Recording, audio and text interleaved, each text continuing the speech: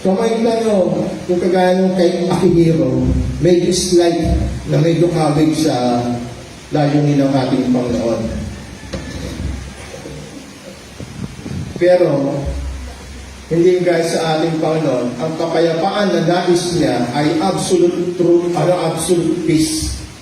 Kasi sa Japan, si Akihiro, yung lang sa imperial family at sa kanyang bayan, pwede rin i-achieve yung sa bansa nila and other countries din, kapayapaan. Pero may ito ko nangyayari ngayon sa Japan, hindi na nila makita na ang kailangan talaga ay yung absolute peace. Makita mo yung kapayapaan na makukuha, hindi lang sa pamagitan kundi yung kapayapaan na hinahanap ng mundo at ng mga pinili ng Diyos. Yung sinasabi nga na even yung kalikasan nag-grow because yung resulta ng kasalanan. Yung naghihirap tayo, nagkakasakit tayo, nagkakaroon ng iba't ibang trahedya sa mundo na to, ito ay resulta ng kasalanan. Kaya makita mo yung pangako ng Jesus totally wala. Kaya yung earthquake na nararanasan nila, even tsunami, yan ay resulta ng kasalanan. Wala na lahat sa order. Lahat na decaying, decomposing, na nasisira unti-unti. Ngunit ang ating Panginoon ay nangako ng panibagong mundo para sa lahat ng nananampalataya sa Kanya. Panibagong buhay, yung buhay na walang hanggan. Kaya yun sabi ko na medyo slight yung layunin na Akihiro, pero ang ating Panginoon, iba. Ito po ay absolute peace. So yung author po ng ating pinag-aaralan, siya po yung writer nito, yung sinasabing other disciple, na na-outrun si Peter. So kung ikaw ang author, so parang medyo bias yata, na nalampasan ko si Peter. Sinasabi niya mismo sa sulat niya, yung po si John the Beloved, John the Apostle. And his purpose in writing was to promote the belief that Jesus is the Christ, the Son of God. Yun po yung pinaka-purpose ng Book of John, yung divinity ni Jesus Christ. Yan din po yung sinasabi na sa John chapter 21 and 24 and verse 25. So ang ating pag-aaralan ngayon, yung significance ng Lord's Day. Alam niyo kung pupunta ka sa YouTube, kung wala kayo ng tinatayuan ng mga reform, doctrine, masisway po kayo. Mako-convince kayo na, mali pala yung service namin during Sunday, dapat pala during Saturday. At yan po yung pag-aaralan natin ngayong araw, kung bakit malinaw sa mga churches, even sa Reformed churches, even sa gospel churches, mga evangelicals, malinaw sa kanila na ito ay dapat sinaselebrate ng Sunday, not Saturday. Hindi dahil sa anti-Semitic tayo o anti-Jews, or even having ating forefathers ay laban sa mga Hudyo, kundi dahil ito po ang tinatayuan natin bilang mga Kristiyano, especially ng Church Gentiles. Kasi ang sabi ni Pablo, hindi tayo under ng law. Kaya sabi niya, ako ay nagiging nagpapa-under ng law doon sa mga under ng law. Pero there are times na hindi ako under ng law sa mga hindi under ng law. Yun yung sa mga Gentiles. Kasi ano naman talaga, Roman citizen naman talaga. Si Pablo, bukod sa pagiging Hebrew niya, by race. So mapapansin natin, dito sa ating teksto, yung sinasabi sa John chapter 20 verse 1, ang sinasabi ni John the Beloved is still dark. Pagdating naman sa Matthew 28 verse 1, after Sabbath. So makita mo synoptics, lahat sila meron nito. Kasi ito yung highlights ng pinakasentro ng Old Testament to New Testament, etong cross event. even yung empty tomb, yung kanyang resurrection. Sabi ng Mark chapter 16 verse 1 to 2, Sabbath was over. Kaya sabi nga sa mga contenders ng Sabbatarian, kung Sabbath talaga ay significant sa churches, sa congregation, to worship God, at itinakda na araw, dapat si Jesus Christ, hindi nabuhay ng first day. Nabuhay siya ng seventh day. Kasi bukod sa creation, yung pinaka, ng highlights ng Old Testament, dapat, ito rin ay highlights din when it comes to redemption. At para maging significant ang Sabbath, yung Sabbath day, dapat nabuhay si Jesus Christ ng seventh day. Para yung pa rin ang ating celebration, Saturday pa rin. Eh sabi nila, hindi. Kasi kailangan 3 days para mapatunayan na talagang totally dead si Jesus Christ. O di dapat inatras ng Webes para mabuhay siya ng Sabado. Tama yung logic. Kaso hindi. Pag naiintindihan mo yung posisyon ng mga churches, lalo ng mga reform, pag nalinawan mo ang old creation at new creation, ang Old Testament or Old Covenant and New Covenant, maiintindihan mo kung ano ang pinupunto, bakit hindi siya kailangang mabuhay ng first day of the week. At bakit kailangan i-abolish o mag-pass away ang Old Testament o Old Covenant law dahil ito po ay hindi sumapat para iligtas ang tao. Kaya sabi nga na Jesus Christ, yung mga forefathers nyo nga, walang nakasunod dyan sa law na yan eh. Ba't kayo ipipilit dyan sa, lalo na sa mga Gentiles, na hindi under na Mosaic law? So may kaming difference. Kaya pag hindi mo naiintindihan na tinutukoy ni Pablo ng church, ng scripture na church, na true Israel ay yung elect na Jews at elect na Gentiles. Yan ang true Israel. Hindi yung sinasabi nilang anti-Semitic ang mga forefathers. No. Tumatayo lang tayo sa tinuturo ng Bible na true Israel ay yung mga elect Jews and Gentiles. Hindi na sila. Grafted tayo sa mga Hudyo, sa Israel, pero ang tinatawag na grafting doon, hindi na po patungkol sa physical or ethnicity. Kundi ang tinutukoy na doon, yung puri spiritual. Yung redemption ay binigay sa mga Hudyo, kasama ng Gentiles, pero yan ay it pertains to spiritual. Kaya makita mo din ang pinapansin dito, nililinaw na from 7th day, pumunta na ang resurrection ni Jesus Christ, fulfillment, during first day of the week. Still dark. At ngayon, bakit nililinaw sa kanilang mga Hudyo ang mga sinasabi rito?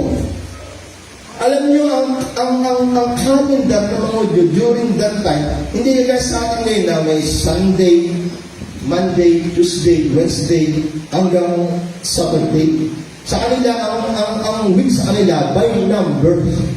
Hindi by name. Kasi ang ating pangalan na naging kalendary natin sa pamamagitan ng Gregorian at ni Julian. Mga Romans, mga emperor to. Kaya nagkaroon tayo ng mga pangalan. Pero during that time, sa kanila number lang. First day, second day, third day. At ang mabigat dito, ang unang araw ng paggawa ay Monday sa kanila. Kaya makita mo, pagpasok, doon ay sinasabi nga na tuloy-tuloy na, yung 7th day sa kanila ngayon, hindi na yung araw ng pamamenya. Sa kanila, ang araw talaga para sa Lord ay first day of the week. Because yun nangyari nga dito sa cross at sa empty tomb.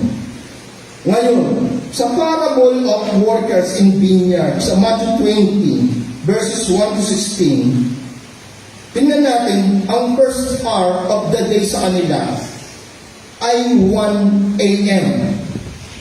Sa atin naman talaga, 1 a.m. on first hour of the day. Pero when it comes to work, ang first hour of the work sa kanila ay 6 a.m. to 7. Kung saan yung may malinaw na nag-sunrise na.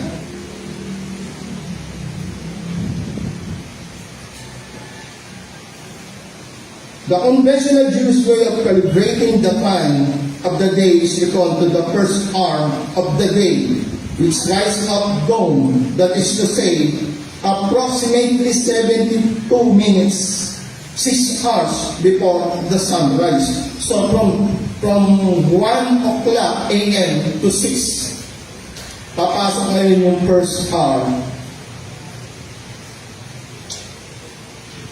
ng work. Kaya makita mo yung isa malungkot kasi nung pumunta si Jesus sa palengke ng 5 p.m., kumuha pa rin siya ng worker. At ang sabi ng worker, nandito pa rin kasi yun. Kasi wala po talaga sa akin kumukuha para magtrabaho. O, halika, sama sa akin. Sinama siya sa binya, pinagtrabaho ng Diyos. Ngayon, yung mga pinangakuha ng isang araw na sweldo, nainggit, lalo na yung nagsimula ng first hour of the day, 6 a.m. Nagulat sila, yung nagtrabaho ng 5 p.m. to 6 p.m., last hour na lang, from 6 a.m. to 6 p.m., yun yung isang araw sa kanila. After na 6 p.m., yun na yung day, yun na yung night. Hanggang 12, evening, yun na yung night. Pero kung tutusin, ang night pa rin sa kanila hanggang 6 before 6 a.m. Kaya 12 hours yun. So nagreklamo, Panginoon, bakit ganyan? Sinahuran pa rin ng isang araw. So ano sa kanila? 1/4 dapat. Pero sinahuran ng buo. Kaya sabi na ng Panginoon doon sa may-ari ng vineyard, ano po alam mo nung binigyan ko siya ng buong araw, tinupad ko naman pangako sa inyo, sinaburan ko ng isang araw. What may unfair ba doon? No. Tinupad yung pangako sa kanila, trabaho isang araw, sahod isang araw. Binigyan nila isang araw isa. May unfair ba doon? Yeah. So, yun tungkol sa oras. Still dark, ibig sabihin, pagpasok ng 6 a.m., nag-resurrect ang ating Panginoon. After yan ng Sabbath. Kaya pinupunto natin ngayon, yung Lord's Day, significance, yung sinasabi nga na ito yung inauguration as a point 1. Inauguration ng Lord's Day. Celebration ay Sunday, first day of the week. Ngayon, tingnan natin yung authentication na pinupunto rito during inauguration ng Lord's Day. Sabi sa John chapter 19, 41 and 42, sinasabi na ito ay empty tomb. Sino nag-provide ng empty tomb para kay Jesus Christ living? Si Joseph ng Arimathea at kasama na si Nicodemus. Ito yung sinasabing libingan na wala pang inilibing. At ang sabi, ito ay kung saan ka pumasok, doon ka rin lumabas. So, ibig sabihin, first class yung kanyang binigay na libingan. The new tomb and never used before to prove that there was no other remains. So, makita natin yung authentication. Tapos, papasok tayo dun sa linen cloth na ina-highlights na scripture ni John, even ang ibang mga apostles during that time. Nung una, ang pagkakaintindi ko, bago ako pumasok ng GMA, ang nasa isip ko rito, in-emphasize ko rito yung pagiging orderly ng Diyos, ni Kristo. So may tanong nagpapakain sa ng tao, yung mga tira, nililikom niya. So natanong sa akin yun, kaya pagdating dito sa tomb, ang nasa isip ko, yung pagiging orderly ng Diyos. Ang ina-highlights dito, kita mo, nakalimpik yung kanyang mga linen cloth. Naisip niyo ba yung ano yung linen cloth? Ang linen cloth to ay parang mummified. Sa mga ito, pag ililibing ka, babalutin ka ng puti. Even sa Muslim yata, ganun din. Babalutin ka ng linong puti. Hanggang maaari, wala yung putol eh. Isang buo lang yan. Hanggang sa mukha yan. Para ma-prevent yung decay. Tapos lalagyan pa siya ng mga herbal, mga pabango, and para pabagalin yung pag-decay. So bakit binabanggit dito? Una, nung tumakbo yung dalawa, dahil sa sinabi ni Mary Magdalene, ang mabigat dyan, nung pumunta si Mary Magdalene, i-consider niya kagad na wala yung kanilang Panginoon. Malinaw sa kanila namatay siya kasi nandun sila, witness sila. So yung mga Pariseyo naman, para masiguro nila na ito ay hindi magkakaroon ng fraud kasi ang pangako ni Jesus Christ resurrection. Ang mga Pariseyo, dalawang tayo dyan. Even sa mga Sadduceo, hindi sila naniniwala ng resurrection. Bakit? Kasi kahit yung kapanahunan ni Nathan, si Samuel, sino pa ba yung sinasabi nga na nagpakita kay David na propeta? Di ba nagulat even yung spiritista?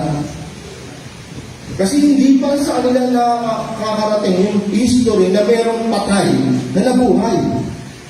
Kaya even mga Sadduceo, hindi sila naniniwala ng resurrection. Tinuturo ni Jesus Christ sa resurrection at meron na siyang isang propeta, si Lazarus. Kaya ginawa ng mga saserdote, hindi lang mga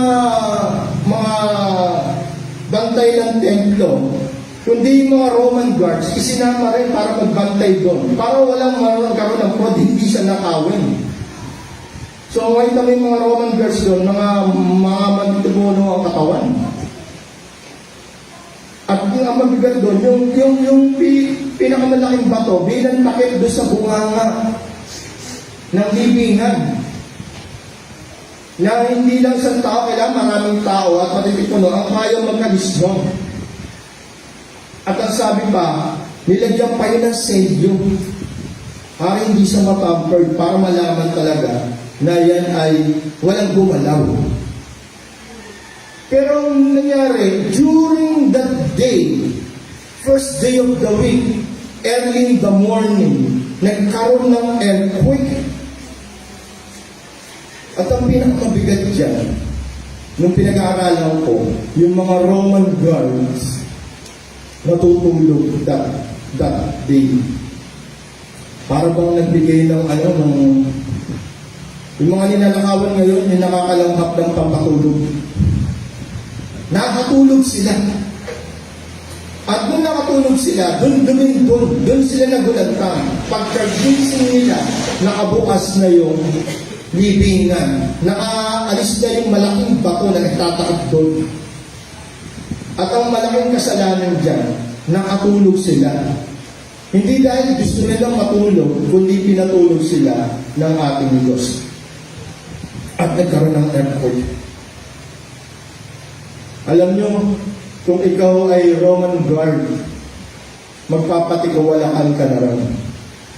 Parang nangyari kay Pablo doon sa kulungan, yung Roman guards doon, magpapakamatay yun. Dahil nakawala, hindi natantayan nila. Kaya nangyari, nung nakita nilang bumukas, alam nila wala na. Kaya tumakbo sila doon sa mga high priest, sacerdote. Ngayon yung sacerdote, hindi yan maniniwala ng resurrection. Dahil maraming maniniwala ay Kristo at maraming maniniwala sa Kanya.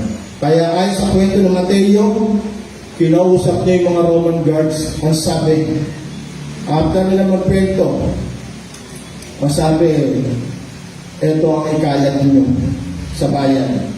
Siya ay ninakaw ng mga disipulo. Ngayon, sabi nga, logic, paano masabi na ninakaw yung ng mga disipulo, yung kanilang Panginoon, natutulog sila? Paano ka makapagkwento ng detalye kung ikaw ay during that time natutulog? Irreconcilable, di ba? Sa naging imbestiga. Natutulog ka niyan paano mo ikikwento yung detalye kung paano ninakaw yung binabantayan niyo? So, yun yung kumalat hanggang sa ngayon sa Israel. Broad ang nangyaring resurrection. Pero dito, sa linen cloth na ina-highlights ni John, ang ibig sabihin dyan dito, nung pumunta siya sa loob, dahil nauna siya, siguro mas bata si John, kaya yun naman yung pinakikita niya, mas bata siya. Tapos bukod si Pedro, hesitant siya kasi nga, nandun pa yung guilt, 3 beses na pinagkano ni Jesus Christ. So ngayon, nakita niya, nandun nga yung cloth. Alam mo kung kukunin mo yung katawan ni Jesus Christ, para yung mga kwento ng mga ninakawan, hindi ka na magbibigay ng mga iba pang detalye para mabagal yung pag-alis mo sa ninakawan mo. Kailangan makaalis ka agad sa scene of the crime. Tawa nyo, ang pinupunto ni John, yung authentication, bakit pa nila tatanggalin yung balo sa katawan hanggang sa mukha kung kukunin nila si Jesus Christ at ilalabas at nanakawin? Or, dapat wala yung lino doon na white cloth kasi kung tatanggalin mo yun, bubuhatin mo, makakamoy pa yung katawan. Di ba? Nandun yung logic Kung dapat kukunin namin, mabilis yan. Hindi na namin tatanggalin yung balot kasi makakamoy pa yun. Pero tinutukoy niya dito ni John, ina-authenticate niya na si Jesus Christ talaga ay nag-resurrect. Bakit? Alam niyo, ayon sa pag-imbestiga ni Peter, pangalas sa tumingin Bakit di pumasok si John? Kasi bilang respect kay Peter. Kaya si Peter ang pumasok siya, hindi pumasok sa loob. Pero nakita niya from labas yung linen cloth. So, anong pumasok si Peter, nakita niya, nandun nga, yung linen cloth, kung paano nakapresto yung katawan, nandun din yung linen cloth, ang gandus sa mukha. Kaya makita mo rito, ayon sa mga komentary, pagpapakita ng authentication na si Jesus Christ rose from the dead. Ay ibig sabihin, parang yung mga lino, yung balance sa kanya, para sa nag-evaporate from his body. Kaya yung order pa rin ng lino, nandun pa rin ayos yung katawan. Ganun. Hanggang sa ulo, nakababalance siya. Hindi siya tinanggal. Nakuha nyo? Yun yung kwento dito ni John, ina-authenticate ni John na si Jesus Christ nag-resurrect, nag-evaporate siya dun sa balot at lumabas. Pagpapatunay ng resurrection. It clearly showed that the body was not taken away in a hurry or by thieves, since everything lay in such order and decency, and which done either by our Lord or by the angels. So makita mo, nung inimbestiga ko ito, ang galing. Lagi palang itinuturo ng mga apostles na nagsulat nito, yung authentication na si Jesus Christ ay nag-resurrect. Kaya naaalala ko yung kwento ni Pastor Noel. Bakit mong gagawing fraud ang resurrection, tapos magsasabi ka ng ganito, para lang mamatay ka sa katotohanan, kasinungalingan, na ipakalat mo na si Jesus Christ ay nag-resurrect? Parang illogical. Ang paano? Paano kang tatayo sa kasinungalingan, tapos mamamatay ka at mag-suffer dahil sa daladala mong kasinungalingan? No! Ang daladala ng mga apostles of that time, yung truth, Jesus Christ, resurrected on the first day of the week. Kung ano yung sinabi na scripture, kung ano yung pinangaral niya, ganun ang nangyari kay Jesus Christ. Ibagsak niyo ang katawan na to, in 3 days, itatayo mong muli. So kaya willing sila mag-suffer even unto death because of that truth. the cross and the empty tomb. Sa ngayon daw, willing ba kayo mag-suffer at mamatay for the sake of truth? Sila, ginawa nila yun.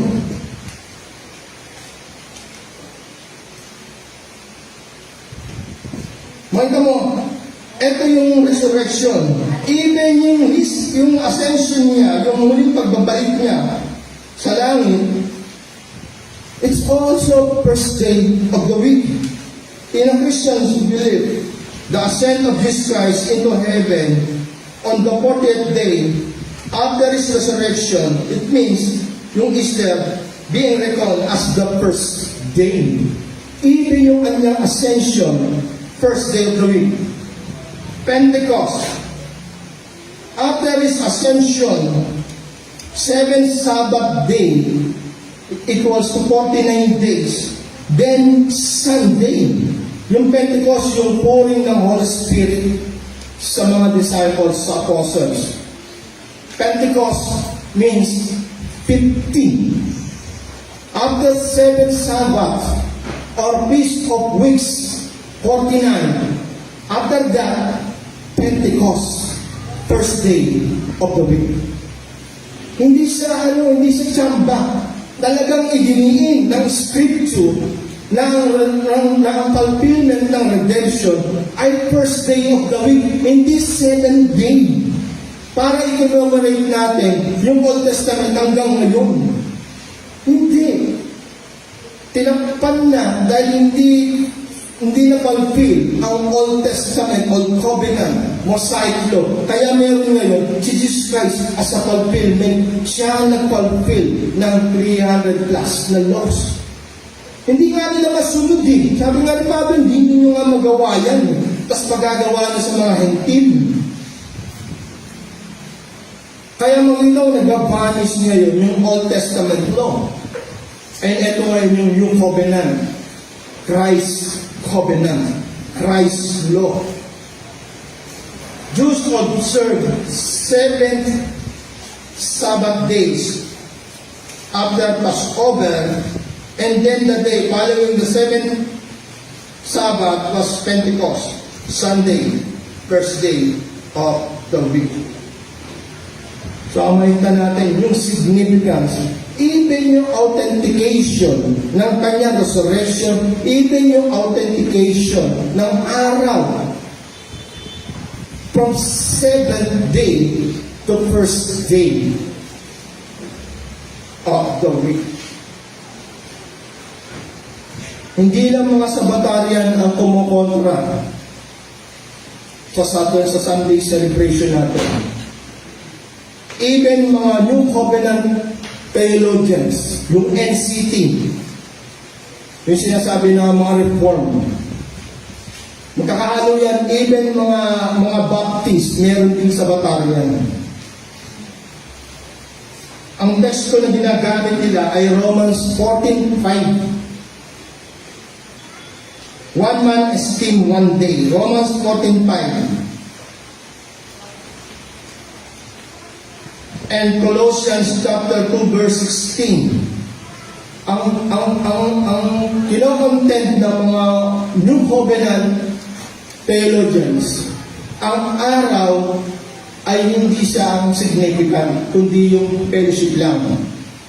Sa kanila, ang pagtitipon ng malaga, pero hindi ang araw. Kasi ang sabi sa Romans 14:5 and Colossians 2:16, hindi na usapin niya ng araw.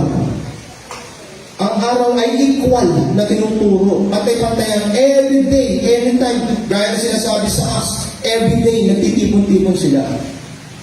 Kaso ang sa Acts ay history, in urgency, dahil meron lang kalagayan. Under persecution sila, under ng mga paghihirap, at bagong silang iglesia. Kaya every day ginagawa nila. Pero ina-highlight sila even sa Acts. Hanggang sa Ephesians ni Paul, yung first Sunday of the week. Hanggang sa ma-maintain first Sunday of the week, hanggang sa first century, second century, hanggang sa ating first day of the week. Ang Romans 14 and 14 verse 5 and Colossians 2:16, it pertains dun daw sa stand ni Pablo hanggang sa Hebrew na bakit ipagagawa sa mga Hentil ang ibinigay sa Hudyong bakas. Hindi nga nila magawa yun perfectly. May ibibigay pa sa Gentiles. At ang mabigat dyan, yung sinasabi nga na even yung Gentile converts, gusto nila isundin yung Mosaic law as a batch na sila ay na sa family. No! Kaya makita mo even book of Galatians, even book of Romans, nililiwanaw niya na ito ang ating salvation by grace, hindi by law. Ang tinutukoy ng Roman 14:5, hindi patungkol sa Lord's Day. Ang inaano dyan, yung Sabbath na under ng Mosaic law. Kasi sa kanila, merong new moon, merong Feast of the Weeks, merong even about festivals. Yung nag-ano sila na eto mahalaga to. No, everything lang ordinary. Pero yung sinasabi niya, ang Lord's Day ay kasama sa ordinary, hindi. Yung tinutukoy rito, yung ini-insinuate nila ng mga Judaizers, ng mga Jews convert, yung law na pinipilit pa rin nila. No, hindi na yun yung highlights ng Christianity. Etong Lord's Day, eto lang Christ law. Kaya magbinasa mo yung Colossians 2:16. Tingnan natin.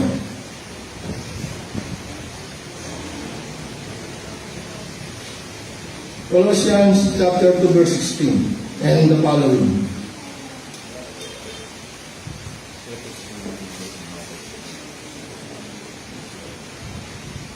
Therefore, let no one pass judgment on you in question of food and drink. So may tamang tinutukoy na pag-uusap dyan.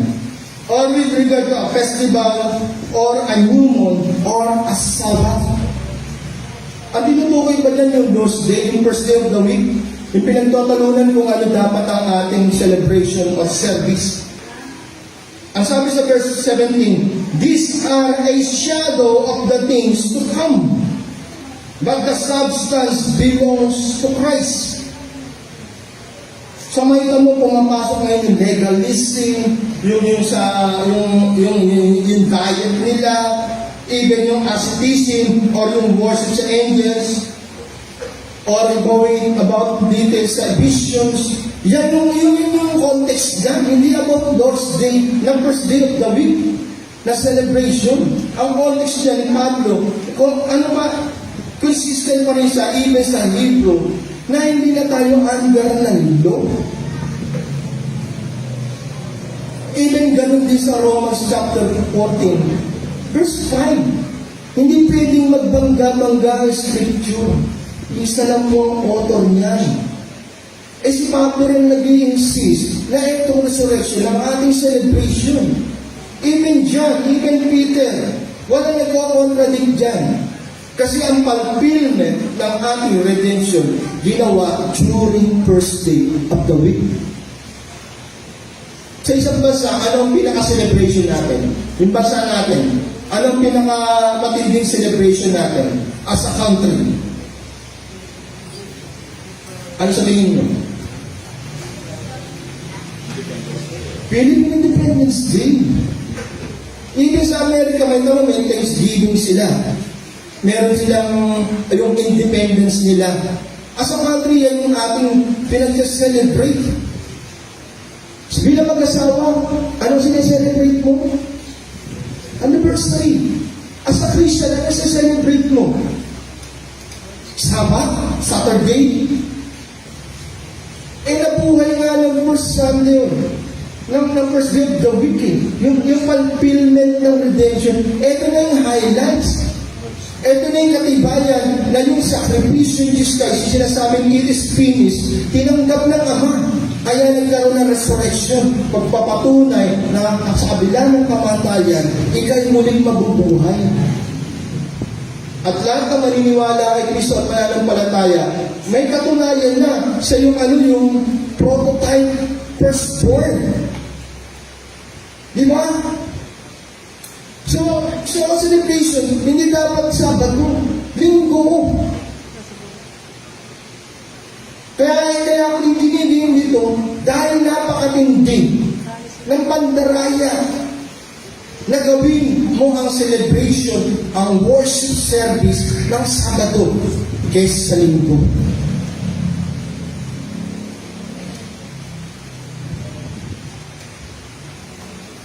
Kaya sabi nga sa inyo, pag hindi kayo malalim sa pag-aaral, gaya ng pinanood kong video, at marami kang video na tumatayo sa Sabatarian, 7 days a week ang kanilang service. Kasi yun daw yung rest, yun daw ibinigay para ibigay para sa Panginoon. Makita mo sa comments, for 20 years ng Sunday service, ngayon ko lang naunawaan na dapat pala Saturday. Kasi yun ang inuutos. Alam mo, pag hindi ka tumayong sa new creation and old creation, new covenant and old covenant, even sa church. Now, ang church ay ang true Israel. At ang church ay composed elect Jews and elect Gentiles. Yan ang church. Yan ang bridesmaid. Jesus Christ. Yan yung reason kung bakit siya namatay at muling nabuhay. To redeem His people. At lahat ng nanampalataya kay Kristo, may katiyakan na meron kang kapayapaan.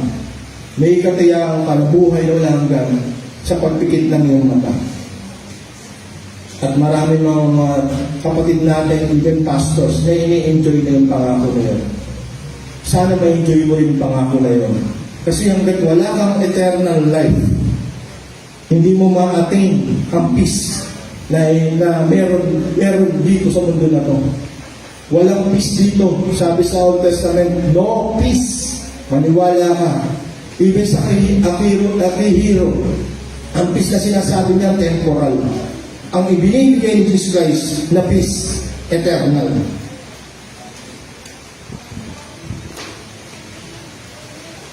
So, yun po yun sa atin. It's purely on Mosaic law, yung Romans 14:5 and Colossians 2:16 na sinasabi ng mga NCT adherents. Especially yung isa sa nabasa ko, si Thomas Reiner. Naano ba yung Thomas Reiner yan? Purely on Mosaic law, eating meat or veggies and Jewish festivals are holier than the others and does not pertain to those days' significance.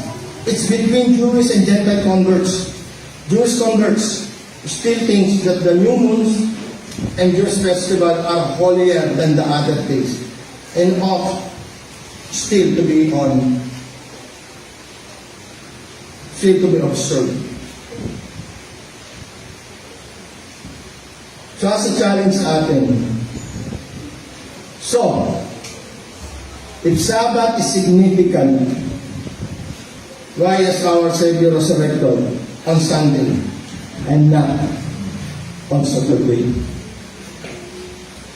Alam niyo, isa sa napansin ko kay Pablo, nagtuturo siya ng tithes, pero never mo mababasa sa Pauline Epistle ng tithes.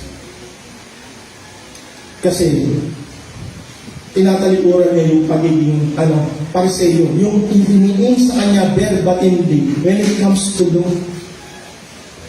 At marami siyang even yung sa Decalogue, hindi siya nagbabanggit, pero yung essence ng Decalogue, tinuturo pa rin ni Pablo sa kanyang epistle. Sabi nila, nasa na yung tithes sa New Testament?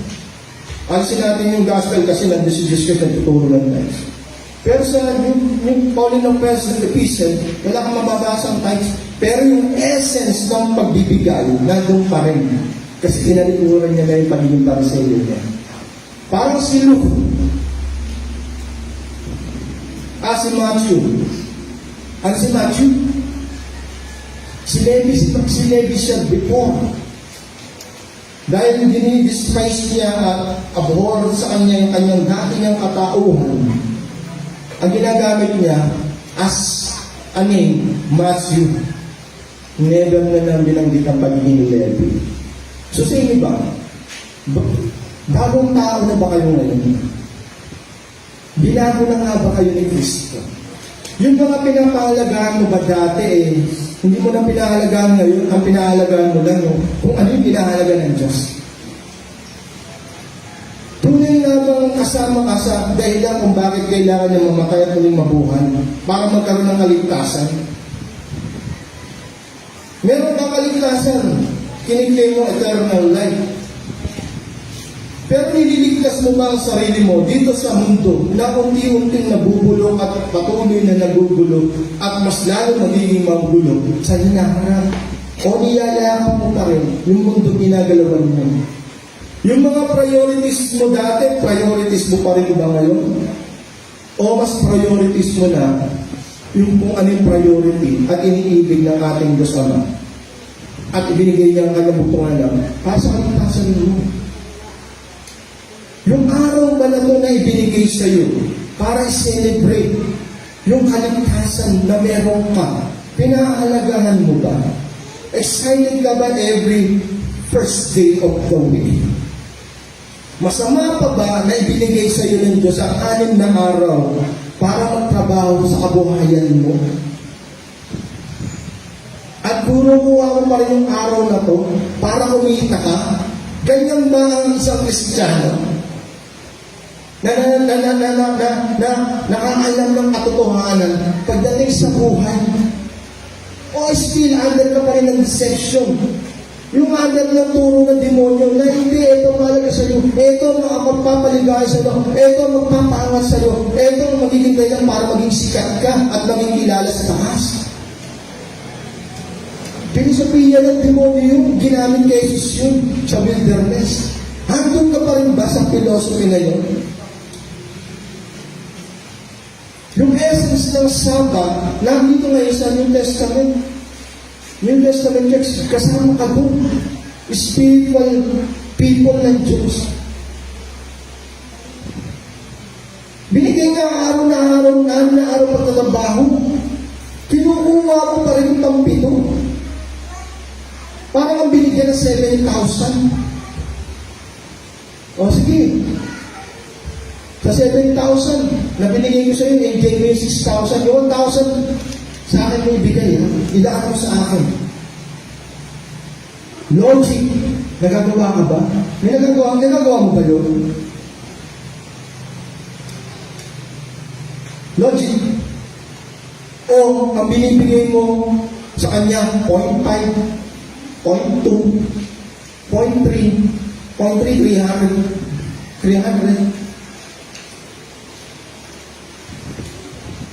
O binibigay mo sa kanya yung 1,000 sa kabila na ibinigay sa iyo 7,000. Logic. Nakakalungkot sa isang Kristiyano na during first day of the week, nagnenegosyo pa rin siya. Nasaan ang pananampalataya ron? Nasaan ang truth na ang katotohanan ng buhay ay patungkol kay Kristo at ang buhay ay yung buhay na tinutukoy niya na buhay na malanggan. As sabi ng author ng Hebrew, look on things above, not on things below. Focus on Jesus Christ. Fix your eyes in Jesus Christ, the perfecter and author of your life. Nandun ba yung principle? Nasa iyo na yan, sagutin mo. Kung talaga bang sineselebrate mo ang first day of the week as a sign of your redemption. Magmula na naging Kristiyano ako, never akong umabsent ng first day of the week. Kahit na naging pastor ako, kahit may trangkaso ako, nag-preach pa rin ako. And after that, as a blessing, after ng trangkaso, after mag-preach, humulas na yung trangkaso ko. Pero kung hihiga mo ang trangkaso, mananatili sa'yo ang trangkaso. Binibaby mo. Pero iba magpala ang Diyos. Kahit may trangkaso, nag-preach ako that time. After ng preaching ko, after the Sunday service, wala na yung trangkaso. Gayun ba yung goal mo? Etong year na to, at sa mga dadating pang year, ang goal mo ba ay gamitin ang 6 days para sa pagtatrabaho at yung one day na yun, first day of the week, ilalahan mo lang para sa Kanya as a saved living Christian. Nasa iyo na yan.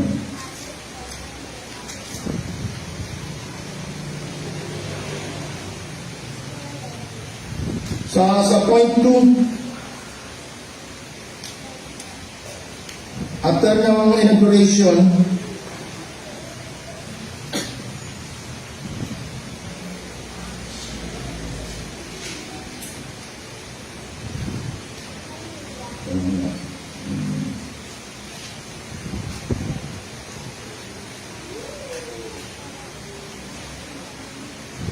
yung sinasabi nga na yung observance.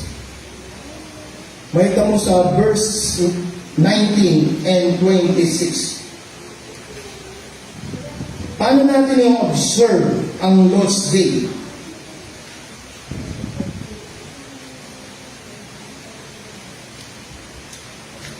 John chapter 20, verse 19 and 26. Inuulit ka, nakita mo yung peace be with you.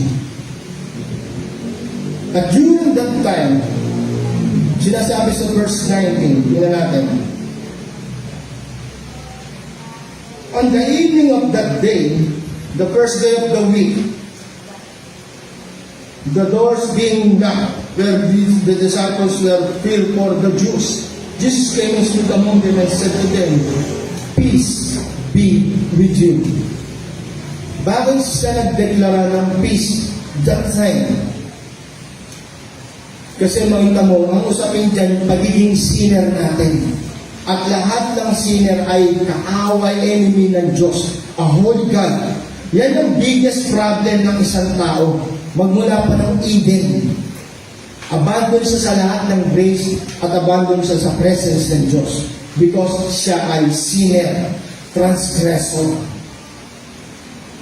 Okay ba yung relasyon mo sa iyong magulang dahil sa isang kasalanan na matindi mong ginawa at ikaw ay tinalikuran na ng magulang mo? Alam mo, kahit takpan mo yan ng magandang profesyon, na trabaho, ng magandang pamilya, maraming pera, I tell you, wala kang kapayapaan. Bakit? Ang kalaban mo, magulang mo. At ang mabigat pa dyan, ay sa scripture, pag magulang mo ang hindi nagbigay ng blessing sa iyo, wala ka talagang blessing. Honor your father and mother para magkaroon ng mahabang buhay at bless ka. Ngayon, as a sinner, ganun na nangyari sa atin, doon pa sa garden. Kaya ang biggest problem natin from Genesis 3, sin. Ang mabigat dyan, hindi lang ikaw. Hanggang sa lahi mo. Hanggang sa lahi mo, even yung mundo, pinausahan. Yan ang problema natin. Yung earthquake, expect nyo na yan. Tsunamis, expect nyo na yan. Yung masamang panahon, yung nagdedicate at dumadami yung klase ng sakit, expect nyo na yan. Sinabi na sa scripture yan, getting worse because of sin. Greatest problem natin ay sin. Pero during that time, sabi sa first day of the week, peace be with you. Kasi wala na yung enmity between God and sinner because of Jesus Christ. Yan po yung redemptive history natin, yung important significance during those days. You can now have peace, absolute peace. Kahit na nagkakagulo ang mundo, pamilya mo, paligid mo, still meron kang peace. Kasi ang peace hindi sa external. Ang peace na meron ka from within. Galing yan sa Panginoon, sa puso lulubog yung kapayapaan. At sabi sa verse 26, 8 days later, so kung ito mong pagdidiin niya, yung first day of the week, tinatawag natin Sunday, 8 days later, after 7, 8, His disciples were inside again, and Thomas was with them. Although the doors were locked, Jesus came and stood among them and said, "Peace be with you." Alam mo bakit sila naman nagtatago? Kasi pinipersecute sila, hinahanting sila, hindi lang ng mga Pariseo, sacerdote, even Roman government. Kaya nandun sila sa loob, nagtatago. Dahil sila pinipersecute, isa sa reason niya kung bakit ang unang witness si Jesus Christ babae. Kasi mga babae, malayang nakakagalaw. Mga disipulo, hinahanting yan. Kaya sabi niya, "Peace be with you." Hindi pa nila maunawaan yung even yung belief ni John and Peter. Naniwala sila, pero hindi pa nila maintindihan na yan ay sinasabi na sa kanila ni Kristo nung nabubuhay pa, yung kanyang resurrection. Sinasabi na rin yan sa Scripture, yung resurrection. Pero mababaw pa yung magkakaintindi nila. Ibig sinasabi, "Peace be with you." Later on na nila naramdamin kung bakit nga ba may kapayapaan na. Kung bakit sa Pentecost, bakit sila matapang na. Kasi Raymond said na, meron ka ng eternity. Kaya makita mo, napaka-bold na nila nangangaral. Wala sila sinisino, even emperor. Mas gusto pa nilang mamatay na merong katapatan sa Diyos kesa i-abscond nila o tatalikuran nila, yung re-recant nila yung pananampalataya para sila ay patuloy na mabuhay. No, mas pinili na nilang maging tapat na tumatayo sa katotohanan kesa i-recant o talikuran ang kanilang pananampalataya. Dahil nakita nila fulfilled na through Jesus Christ's resurrection yung kanilang assurance na meron ng eternity. And that's the gospel. And that's the reason why tayo nagkakaroon ng Sunday service. Ang sabi, "And Thomas with them." Nung una, wala si Thomas. Ngayon, second Sunday, nandito na si Thomas. At ano ang observance ng first Sunday of the week? Tinuturo ni Jesus Christ sa kanila, even kay Thomas, na totoo ang Scripture, totoo ang pinangangaral ko, na ako ay muling mabubuhay after 3 days. Si Thomas di pa rin maniwala, kaya ginawa ni Jesus Christ, eto yung kamay ko, eto yung tagiliran ko. Ang ginagawa ni Jesus Christ during first day of the week, nag-e-educate siya, nagtuturo siya, itinuturo niya na meron ng resurrection, meron ng redemption.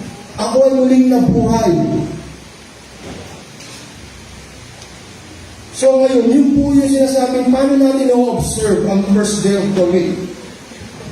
Ayon po sa 1689, Baptist Confession of Faith, chapter 22, verse, paragraph 3 and 5, ang elements of the Lord's Day observance ay prayer, hymn singings, and edifications.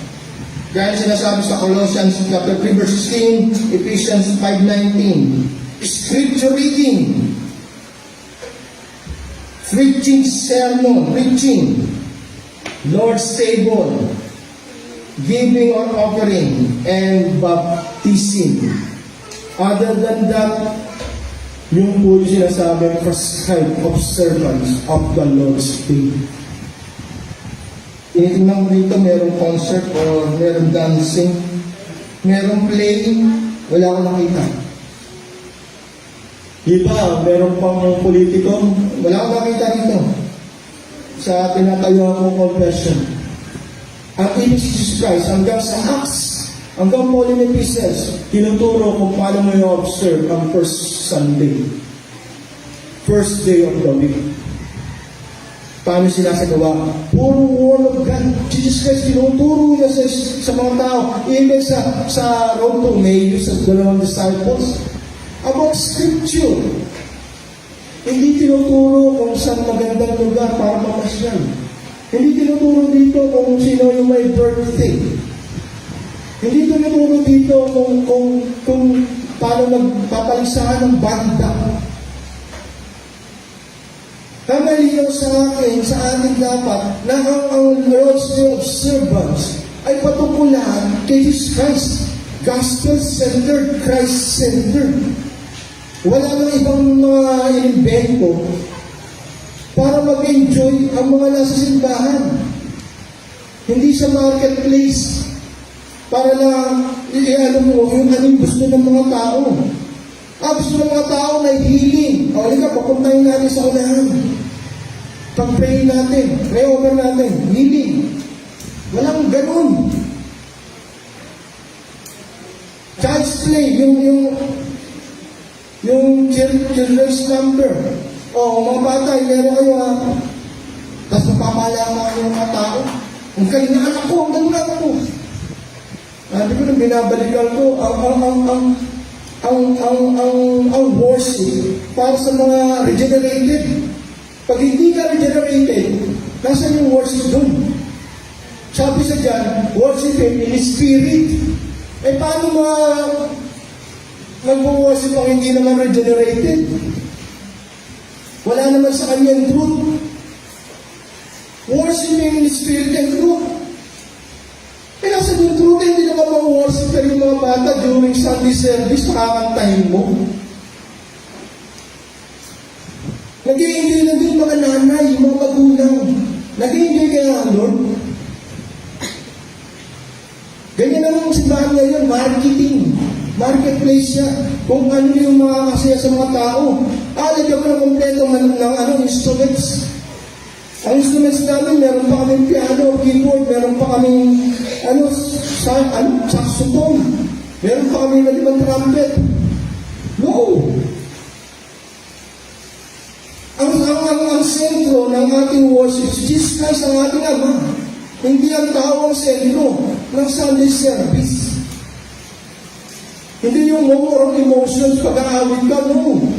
Even sa pag-aawit, dapat gospel-centered pa rin. Theocentric and Christocentric pa rin. Sa kanya pa rin, hindi tungkol sa iyo. Ang karamihan ng kanta ngayon, puro me, myself, I. Puro is sarili niya. Walang adoration, walang exaltation. Yung gusto ng tao, kasi boring pagpatungkol sa Diyos, kailangan patungkol din sa kanya. May emotion. Hindi nakakalungkot ngayon. Ang observance dito, ganyan paano sasagawa, even sa mga apostles that time sa us. Even po, paano natin yung na-observe ang Lord's Day.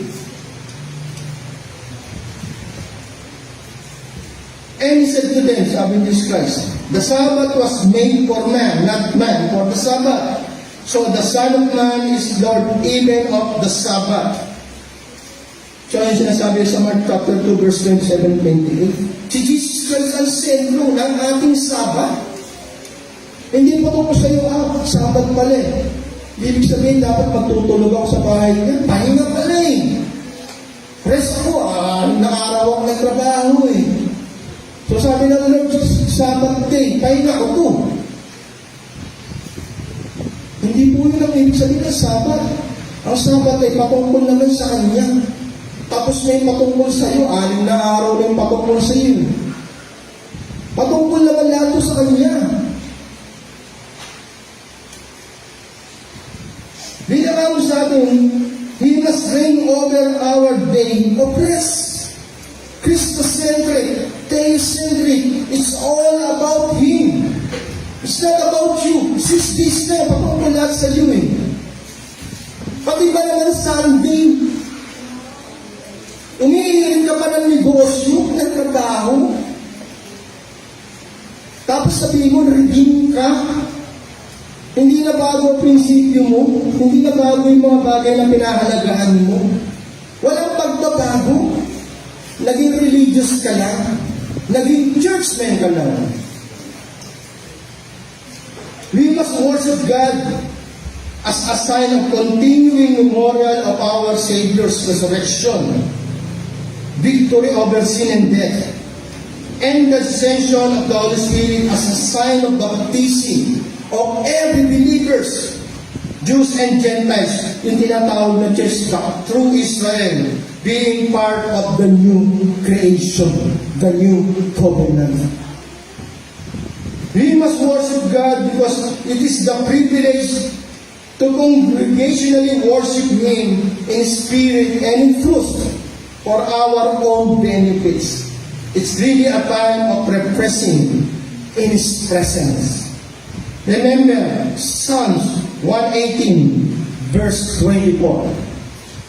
Ang sabi ni David, "This is the day that the Lord has made, and I will rejoice and be glad in it." It's really a time of refreshing. Buti pa nga yung napanood ko, si Bianca nagte-testify dati. Lagi yung nagsasabi ng mga problema, sufferings, mga kalungkutan ko sa mga kaibigan ko. Sa social network, madalas may nagpo-post pa. Lahat ng problems niya, yung iniiyakan niya, pinupost niya. Sabi ni Bianca, mali. Pero ngayon hindi. Sinasabi ko na lang lahat ganun sa Lord. At siya ang aking comfort, siya ang aking peace. Hindi pa Christian yun. Kayo ba ganun din? Pag may comfort ay may sufferings, yung iniiyakan, may problems, sa kanya mo ba sinasabi? Eh siya ang binibigay ng assurance, peace be with you. Ganun ba ang ginagawa mo? Non-Christian pa yun. Sa iyo nakikita mo yung ganun principles. This is the day that the Lord has made, and you must rejoice and be glad in it. As a conclusion, Sabbath belongs to the old creation, physical rest. But the Lord's Day belongs to new creation, spiritual rest. The church is a new creation. It does not belong to the old creation. Sabbath is the last day of the week for the Jews. But Lord's Day is the first day of the week for the church. If you are not aware of the teaching about old creation and new creation, the old covenant and the new covenant, the shadow and the substance, gaya na sinasabi sa Colossians chapter 2 verse 17, and the church, the true Israelites, the elect Jews and Gentiles, you will still not accept why the fulfillment of Sabbath day is the Lord's Day. Sabi ni John Piper, the seventh day marked the victory of the first creation, and the first day marked the victory of the new creation with the resurrection of Christ. Sana malinaw sa iyo kung bakit ginagawa natin ang Sabbath during first day of the week. Bakit hindi nilagay ang command kagaya ng Old Testament? Makikita niyo yung template ng Lord during ng Old Testament, Old Covenant. Kailangan i-take. Ano ba nilalagay dito? Para ano bang word yun? Yung mga laws nilalagay sa noo, sa damit. Lahat sinulat sa bato, visual. Pero pagdating ng Jeremiah, Ezekiel, saka ng ang sabi, yung law, hindi na sa bato. Itititik na yan sa puso mo.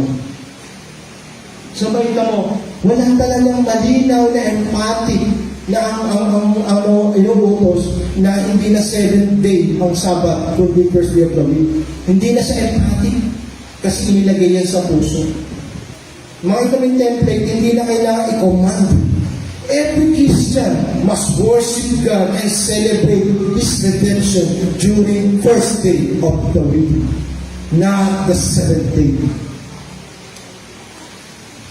That's the truth. Kahit pa anong mangyari, kahit magaling pa ng theologian na magsabi na ito ang command, 7th day. No, as a Christian redeemed by His blood, the church, I will celebrate my redemption during first day of the week, not the 7th day of the week.